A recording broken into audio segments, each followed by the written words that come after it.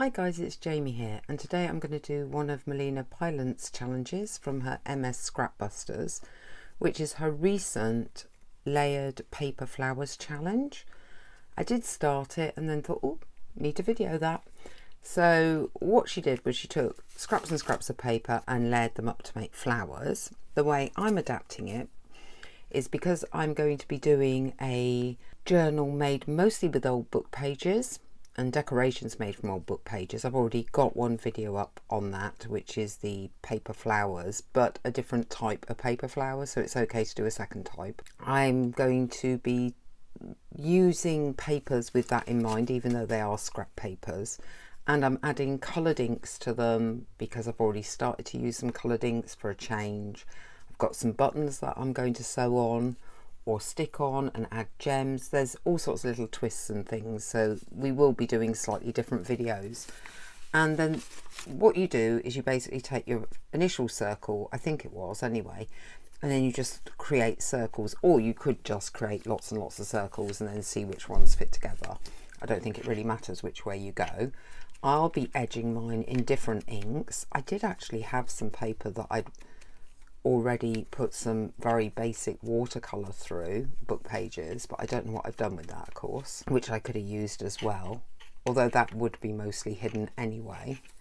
Oh, and the other thing is I've put my timer on, so I've already had 2 minutes and you get 30. Now that is slightly too small for that one, but if I sit it slightly to one side you still get a flower shape, I suppose. And then with glue, because this is already sewn on, it's actually paper onto paper, which makes things nice and easy because you can just use your standard PVA, white glue, school glue, whatever you want to call it. As long as I make it so that one sticks out like it's a petal, I don't think it even matters to do bigger and bigger circles. And that may be slightly different to hers because I think hers, each time, it was a bigger circle. This one I'll take this part because that's quite flat. So that's one quick way round having smaller scraps, is not to worry too much about having whole circles. You can do bits of circles and still get a similar effect, I think. See, if you put that there, that still gives you, starts to look a bit flower-like. And then I just want to get something contrasting. See, this one I might be able to get a bigger circle out of. This is an old book page. I just happen to have coffee stained them very quickly round with the old Dauber Dabber action. I think, I can't remember because I did watch her video about a week ago, but I was busy doing the Queen of Hearts theme journal and all the ephemera for that for a whole week. So of course that meant that I didn't get round to this till quite late on. There were some others in between, so maybe this one was a recent one, but I missed some of the others in between. I've got this. Another way you could do that, this circles, if you don't like tearing, is you could use fancy cut scissors, which I could do as well, just to show you the difference. So try a few different things. You can't really see the purple on this one, and then you can see the different looks. Another consideration to me is how much off the pages this is going to come, although this could be used on tags, on bookmarks, on journal covers. It doesn't have to be used on the actual pages. I think I'm only going to do one more layer because it's already getting a little bit bigger. It would be quite nice if I can get some of this doily on. How I'm going to get this circular shaped, I've no idea. Probably around that bit. I suppose you could do this with material as well. If you had scraps and scraps of material, if you're willing to cut some circles. See, that's a bit too non-circular up there. Trying to keep something circular is quite difficult. Sort of circular, don't know. Maybe if I do it like that, I'm happier with it slightly to one side. Could you get a little bit around here to keep that effect going? I think you could. So maybe for me, rather than tearing circles, it's slightly easier to add bits so you create a circular shape. That keeps rolling around all over the place, doesn't it? Okay, I quite like that. Set that to one side to dry, and let's try another one. This time, let's use the silicone glue if it's running, and create a base using the silicone glue rather than sewing. Not a very good circle, is it? Way to start. Is there any in there? Yeah.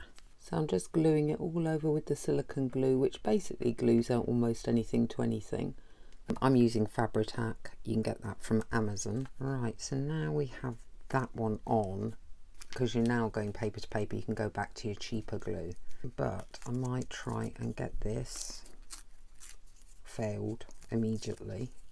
I was going to try and get this more circular shape and immediately failed. I think maybe this time I could use the fancy scissors and see if I can get a circular shape using those better. I'm trying to think how you get a circle. If I did a semicircle first, that would probably help me.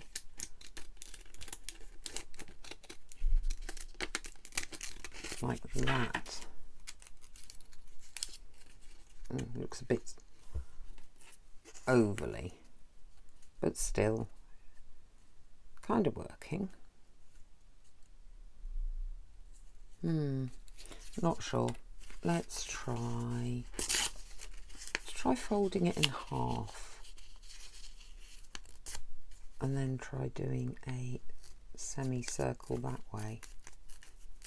Maybe that will help. I don't know why I'm struggling so much to get a circle shape. Yeah, that's a bit better. This time I want a green ink pad. Stick that one on there. That has got some white core, but I don't really want to take it off, I don't think. Maybe I do, I don't know. I could be just about to disappear anything that makes it look shaped. It's moving about a bit anyway. Right, so I think for me the best way to get a circle is actually tear a semicircle. It's not a big deal, is it? Just got to find a colour I want to tear a semicircle with. There's that, but I don't want to use that yet. Let's open this out. This is scrap because it's got holes in it. It may not look like scrap, but it is. And if it's not quite right, you can just go back in and nip it. See, that's quite big, so I want one between that size and that size. But I don't know if this is going to be big enough. But maybe if I do a few together, like I was before. Sorry, I'm off the camera a bit because all my scraps are on camera rather than...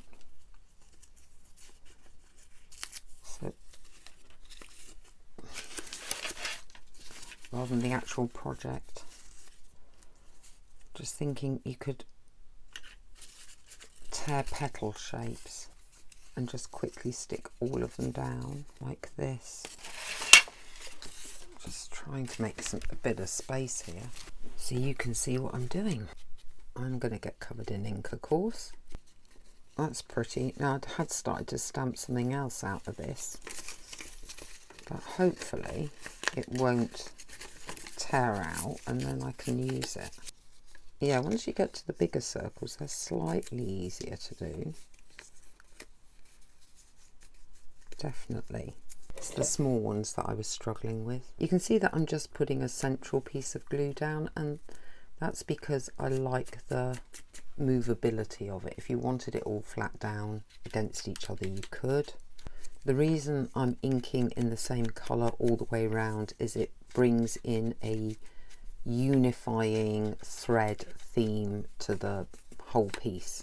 So by having the same green ink going around several different papers, you've got the thing that joins them together. I can't think of the proper word for that. I think that's the second one because I don't want them too bulky. So that's the second one done. That one's still drying. Next one. Let's go with a different background colour again. Here we've got more of a natural browny colour, a bit more standard. Again, what I might do is try to get a circle. Oh, I had a circle of this, didn't I?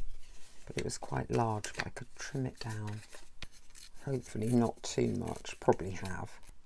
A bit too much. This is because I store the glues upside down now. So if you're looking at the big blob of glue, they keep running, but it does mean that your glue is always good to go. I want a brown. Unfortunately, all my browns are very, very dark. I think I need to get some of that vintage photo brownish, greenish dauber. Oh, looks like it's had black on it. Oh well, we'll do black then. Wasn't my intention, but that's okay. I want to get from the same paper a sense of these petals, just so I can make this a bit more flower-like. I'm doing paper to paper now, so back to the paper to paper glue. This time a bit more because I'm going to be putting on petals. Unfortunately, this isn't being edged in the colour I wanted it to be edged in, so I'm probably not going to be as happy with this one, but you never know, it might turn out okay. Obviously I'm trying to fill up this bit. Oh, I've only got 3 minutes to go. Gosh, I haven't got many done at all. But that one's quite flower-like, I think. Okay, and then I was going to do something with a gem, wasn't I? Don't know where they are now, of course. I managed to make 3. However, now I've got the idea of what I'm doing, I think I would be quicker and could get more than 3 done in 30 minutes. These are going to be part of the Book Lovers book page theme journal thingy that I'm going to be doing over the next couple of weeks. If you enjoyed this video, don't forget to subscribe, like, follow, particularly if you want to follow along and complete a project in the next 7 to 10 days that is following using scraps to make a journal. Thank you very much. Bye.